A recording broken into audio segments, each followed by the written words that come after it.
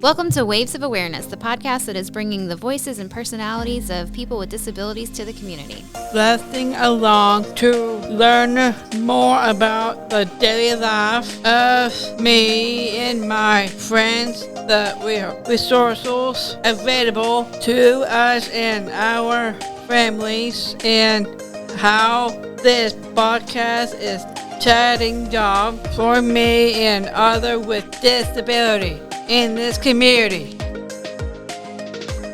Hey everybody, welcome back to another episode of Waves of Awareness. I am Staci Davis, one of your co-hosts, and I have two fabulous other co-hosts here with us today. We have Johnny Sunshine. How are you, John? I'm fine, just hanging in there. At least the thing is working. They call me Johnny Sunshine. Thank you. Nice. We also have Miss Hannah Rose. How are you doing today, Hannah? I'm fine. Nice. I'm so glad you're here with us today. Thanks for joining us. Today we have two special guests. We have Miss Sheila and Miss Donna here from the Arc of Davidson County in Greater Nashville. How are y'all ladies? Fine, thank you. Thank you for having us. I'm doing well. Thank you for having us. Awesome. We have a really big topic that we're talking about today. So I'm going to go ahead and give a big disclaimer because we are talking about lifelong advocacy. And so a lot of this entails end of life for not only the people that we support, but also our caregivers. So if you need to push pause and listen to this when you're in a safer place, that is our disclaimer. And we're about to hop into the content. Y'all ready? Yeah. Okay. Okay. Awesome. Okay. So I'm going to start with you, Ms. Sheila. So much of the work that we do when we're working with adults with disabilities is we are looking forward to make sure that the people that we care for have something secured, have their life trajectory is secured and planned and is safe. But a lot of times we don't think about the caregivers who are making those plannings. And so can you tell us a little bit about the Lifelong Advocacy Program and how it got started and how the ARC is involved with everything? Sure. The ARC United States over the past 2 or 3 years has really encouraged our local ARC chapters to address future planning and how that plan is going to play out for the lifelong member, the person with a disability, and for the parent. And so in dealing with and working with families on their future planning, there is a gap missing. And so we started working with another organization in Maryland who has a lifelong advocacy program, and they've been very helpful with us in trying to start ours. And the whole plan here is to work with the parents or the caregivers to make sure that all the siblings and everyone involved in the person's life knows what the plan is. Yeah, it's having a good plan and a well-communicated plan is really important for everything. For everything, yes. Especially when you're talking about a person's life. Right. Yeah. So can we get into a little bit of how does the Lifelong Advocacy Program work? Yes. Yeah, I can actually help with that. Okay. So we've created a packet to kind of help the families along this journey. Well, I'll just jump into kind of like the eligibility and then kind of what to expect instead of just kind of, So, but the whole idea behind it is you hear a lot of person-centered. You want to focus on the person. So we're still focusing on the person, but it's from the family's point of view or the caregivers. And so what we're doing is having the families think about the future planning, and so this is involving like documents, wishes. You can have it in writing. Where are they going to live? So our role is to help them think about these things. Managing their finances, exploring employment opportunities, addressing routines. Yeah. What about their friendships? This even goes so far into depth to think about their religion. What are they doing now? What do they want to keep on doing after their parents pass? But kind of just diving right into it. So when you reach out, there is an application process. During that application process, this is where you will work with determining if the person is eligible. And a few things that deem a person eligible is as long as they have a diagnosis, an IDD, and then are they a resident in the state of Tennessee? again, the application process, they would complete it, which is then reviewed. And then upon approval of the application and payment, of the payment will come from the sponsor. So where you're going to hear us say sponsor, Yeah. the sponsor is the parent or the person sponsoring the plan, paying for the plan. Gotcha. Okay. And Sheila, if I use any terms incorrectly, could chime in. And so after all those steps are done and the payment is paid, then what they can expect, there's two different what to expect. There's one to get the plan started moving forward. And then, again, with the sensitivity of it, the next step or what to expect will be when the parents pass. So what to expect initially, your first step is the application process and the fees. Then you're sitting down with an advocate who's assigned. We will engage with the sponsor and their relatives. So this doesn't just mean the family. Like I have a family I'm currently working with, and I'm not only working with the mother, the father, but the brother, the sister, and some behavioral analysts and other members that they have included in their circle that is helping me complete these the plan. Right. And so what that role will be is to include, I need to learn about, or I keep saying me, or I mean the advocate, will include, we find out about their background, their needs, their preferences. Then so the sole role of the advocate or the assigned advocate is we're responsible for crafting the plan. Okay. So the family's responsibility is to getting the information and collaborating with us. And then we craft the plan, providing updates to the siblings and family. So example, as I'm working on the plan right now, gathering information, meeting at different times that's convenient for the family. Once everything's put together, then I will go back and meet one more time so that the families can see the plan. We have to make sure that it's their vision. And then, so within those plans, they will find, it's very detailed. Actually, it's a person's life. It should be detailed. And I'll give you some, because we could be here for hours, and I'm sure you guys don't want to stay here all day. But I can give you a few things that are within the plan. It's mostly, again, trying to learn about their daily routine. This could be community life, employment life. Again, we have you dive into financial. So it's pretty detailed. I have you, I can give more if you want, like I said. Yeah, well, I was going to ask a question of, I know a lot of families seek help. We've had a previous guest on the podcast this season talk about wills and trust and like what does that planning look like from a financial legal standpoint. How does this all tie in together? Well, that's the advocate's role to help them think about that. So as we're sitting down during these planning process and asking these questions, some families haven't thought about those things. Yeah. And again, it's part of in the plan. I didn't go over it, but when I asked that question, some of the families have lit up going, well, we didn't think about that. We didn't know we needed that. Well, where do I get started? So as an example, I just reached out to a family today. They're fully aware of ECF, but they don't. What do we do? What do they offer? How do you get started? So I'm giving them those resources to go and explore and start considering those options so we can input it into their plan and start working on it. So it sounds like this is kind of like where you start, because it sounds like you guys are really giving that path or that map of how to get to all the different places to have the proper planning and make sure that you've got everything that you need in place as you approach aging as a caregiver. And the sponsor is the one that's responsible for helping us determine how often they want visits. We will continue to do visits once the plan is activated, just like any ISC or coordinator, ECF coordinator, where you're coming into the home or visiting the person. The families outline how many numbers of visits. It's actually outlined in the fees. And then, like you just said, what does that look like after? So I just kind of went over the gist of how to get started. The application process, getting deemed eligible, and then asking those questions to start a plan after all the sponsor fees are paid out.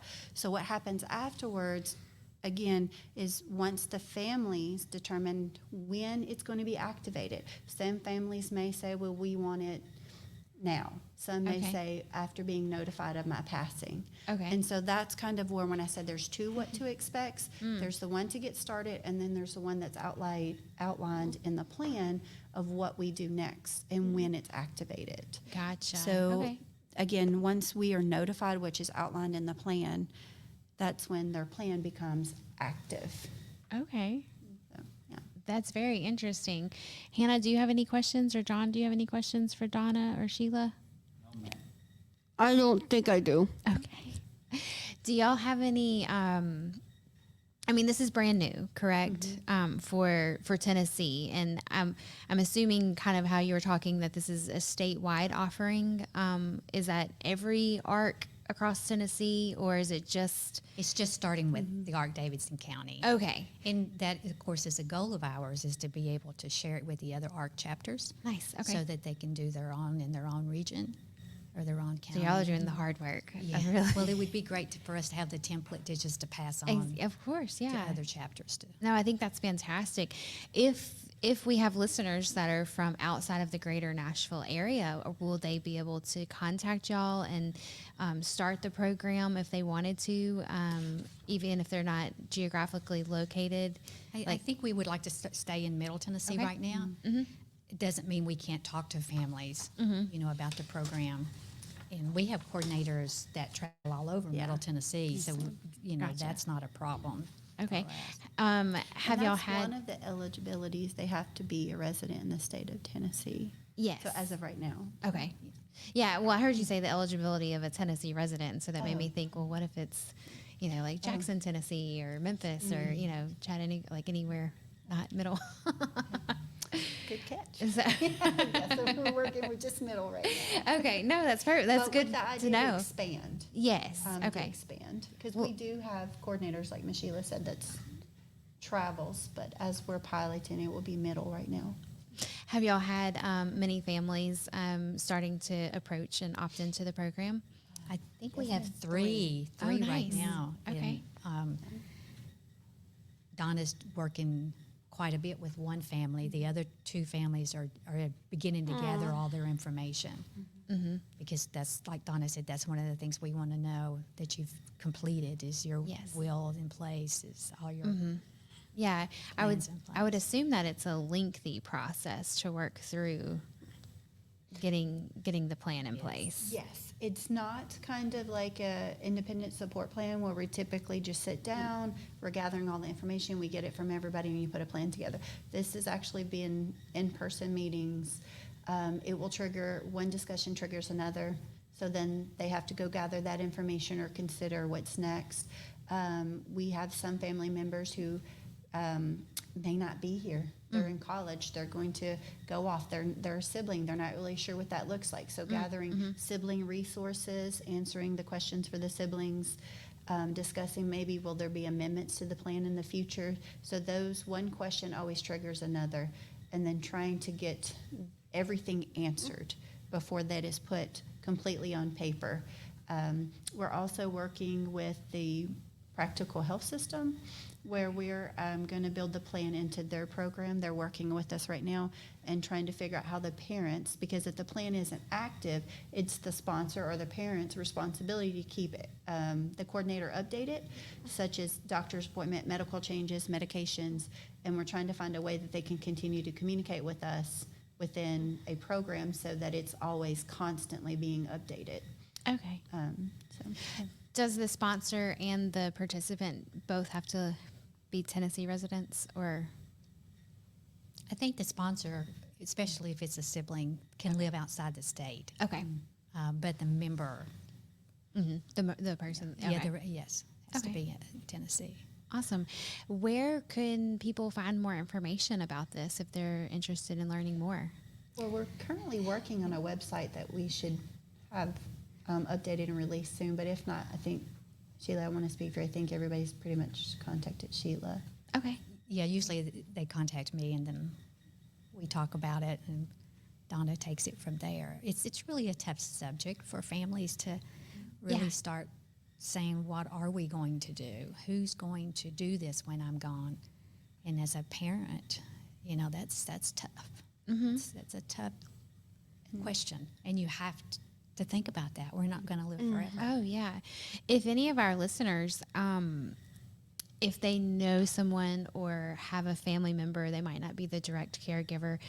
Do y'all have any tips or advice on how to start that conversation with a caregiver?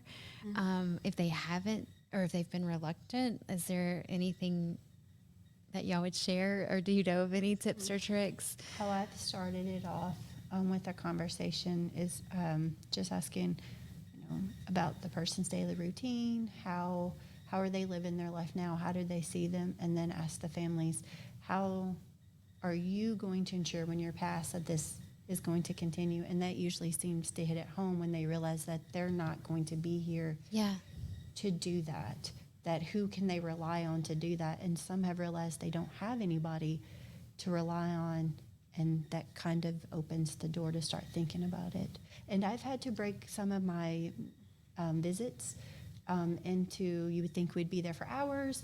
We've got all the paperwork, we're ready, we're going to do this. And then we've stopped and reconvened at a later date just so parents can get their thoughts together, start talking, and then I just come back and finish up. It's a very emotional. That's what I was going to say, get your emotions together. Yes. That's, Yes. I feel like It's that's the bigger expected. piece. Yeah. Okay. I think this is a fantastic program. I think it's needed. I think when you work with a lot of people, when you work with the population that has disabilities, and then you communicate with the caregivers, they have become experts in the disability that their loved one has. And no one has poured that into them. Like there's been nothing as a support or an advocacy for them. They've spent their lives advocating for their loved ones. And so I think this is very needed. And it makes so much sense because it's continuing the advocacy that they've already created for their loved one, but it's also making sure, like, giving them peace of mind as they go through their life. So, And it's also an opportunity for the siblings to realize, oh my gosh, yeah. we didn't know this much was involved. Oh yeah, because I get referrals. We get phone calls all the time. And it's like, oh, my nephew or my niece is living with us temporarily, and we need relief. Like because of something that happened with their family, and it's just kind of like, oh gosh, like it's a tragic situation, and they're struggling to figure out because they've never had to do what the other family members have been doing their entire life. And that's just a hard realization. And so this is creating almost insurance for your future. Well, we hope to bring some Awareness. comfort to some families, Oh, to yeah. know that the plan is there. Yeah. No, When I they're love gone, somebody knows exactly what we've wanted all along, or our family member. So it is a tough subject. it. Oh yeah. Is there anything else that y'all would want to add? I really appreciate y'all being here today. No, ma'am, if anyone's interested, they can reach out to us. We're, like I said, putting a packet together and be more happy to discuss it further with them. Okay, awesome. Hannah, John, do y'all have any questions for Sheila and Donna? Not me. Not you? No, I'm fine. You're fine? Do you want to jump into what's going on to your life? Huh? Do you want to jump into what's going on in your life? Yeah, I can do that. You want to do that? Sheila, Donna, thank you so much. We're going to pass the mic to Johnny Sunshine to see what's going on in his life. Okay, let you know, Jesus Christ love you, Jesus Christ love you. One day, everybody will bow their knee, give a count with your life, say Jesus is Lord. Father, Son, Spirit is one. Okay, now I said that, Jesus Christ, I love you. 3 is 1, bow their knee. Okay, 3 is 1, 3 is 1. Okay, bow their knee. Okay. Bow their knee. Well, 3 is 1, 3 is 1. Okay. I went to the Maddie in Austin, took me to the factory, the old factory one time. They're gonna make me have, they're gonna have a new restaurant out there. And she took me out there. When I saw it, Austin showed me it. His boss name is Scott. He loved Jesus Christ. Get the guys who by faith for him. And I said, that's okay. Now you can do your working, which he is. It's a big, big restaurant. It's not finished till September something. I seen the side of it. I know what the name of the restaurant is. They will let us know what they're going to do with it. They will. Okay. So let you know. Yeah, lots of big changes going on at the factory. Yes, let you know. And tomorrow I'll go to Little Cracker Barrel tomorrow. I go every Thursday. Sometimes I do. And they all know me out there. So let you know I'll be there too as well. And I went to the Christian bookstore today in Murfreesboro, got me this hat. It was nice out there, but a lot of crowded people. I feel like I was in New York City. Where was that crowded? Yeah. So it was fine. It was fine. I like to ride, like that, 20 miles. Yeah. Like that. I liked it. I enjoy it, And John, did you know that Trent's from Murfreesboro? Huh? Trent lives in Murfreesboro. Oh, you live in Murfreesboro, yeah. Boy, Trent, it's kind of crowded. You better be careful. Yeah. And they're not finished building yet. They're going to keep building. Mm-hmm. Yeah. So I stay around Brookwood, and I help the people with the wheelchairs, ride them around, and eat my lunch out there. And it was nice, and help with the trash and everything. And his name is Adrian and Maddie and Stephanie and all that. And they're nice people. And so there it is, and like that. So I'm going to have a nice week with Jacob. Tuesday, everything works all right. Yes. So I'm going to show him around a little bit, so it'll be fine. Yeah. So hope he moves closer and like that. So you know how it is. And so, go ahead. So we have a new staff member, Jacob. He's in the room with us. So hey, Jacob. Hey, he's our new development director, and John has offered to show him around town since he lives in Nashville, and so he's not as familiar with Franklin, and so John's going to show him all the places. A little bit, huh? Yeah. Yeah. And after that, showing that little ride and that two brings around, they're going to go over that walking system, across that little rubber track for that big, when we call it a playground, we call it a walk on that side. That's 40 miles from here, so I'm going to show them around. I think you're talking about Pinkerton Park. Is that where you're going to go? Well, when across that little rubber track, that little train on the side, there's that park. Mm-hmm. That's what I mean. That'd be right. So I'm going to show them around. Yeah. No, nothing more, nothing big. There's nothing like it. Okay. Well, do you want to ask Hannah Rose what she's been up to? Hey, Anna Rose. This is John. I love you. May I say you've been up to, hon? What you been up to? Well, I went shopping on Monday. Oh, what'd you buy? A Sebastian, my friend's Little Mermaid. Oh. We had a Disney fan. What else did you buy? Is that all it? Yeah. The Sebastian? Yeah. What else have you been up to? I stayed at the center on Tuesday, and today I went to the animal shelter. What did y'all do at the animal center? Yeah. Well, we had a dog day. What did you do for the dogs? Well, we were learning about dogs and water. Ooh, water. It's really hot outside. Water is important for both dogs and humans. And we filled some buckets up with water for the dogs. Oh. Did you get to take them to the dogs? No. No. Anything else? Have you been doing anything else? Well, no. No? Okay. Well, it sounds like you've been having a lot of fun. Yeah. Yeah? It sounds like John's been having fun too. Wouldn't y'all agree, ladies? Yes. Yes. I know. I kind of wish sometimes I could get to do all the things that they do instead of be at my desk. Okay. Well, do we have any other updates that you want to share? Not yet, though. Not- Maybe later. Maybe later. Okay. Later. Yeah. Okay. Well, I think first we want to say thank you to Sheila and Donna. Thank you so much. Thank you very much, Sheila and John. It's so hard to remember names these days. I know. Yeah. So I thank you, too. This is my prayer, and this is my thing. I thank you for it. And Jesus Christ, thank you. I thank you. Yes.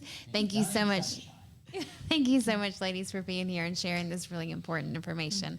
I hope that we can help y'all push this out into the community and share and have more people know about it. Thank you, Hannah, for being here today. You're welcome. Thank you, John, for being here today. Yeah, it's fun. I like it. And you too, Trent. Yeah, and you too, Trent, and Eva, and Jacob, and Christina, and Gina, wherever she went. We got a full room here today.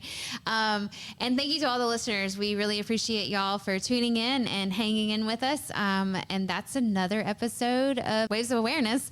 As Matt would always say, this is Spread the Positive. This is Waves of Awareness. We'll see you next week. Thanks, everybody.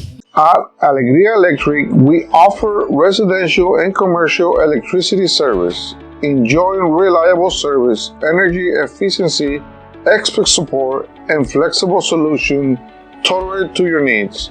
Maximize productivity and minimize downtime with our commercial electricity service. From a small enterprise to large corporation, we got your power need covered. Contact us now to learn more about our residential and commercial electricity service. You can reach us at 615-930-8409. Thanks for turning into another episode of Waves of Awareness. We are glad you're here till next time. Waves of Awareness is a Waves Inc. podcast and made possible thanks to Spread the Positive, the Community Foundation of Middle Tennessee, and Tennessee's Department of Intellectual and Developmental Disabilities. For more information, visit us online at www.wavesinc.com/podcast.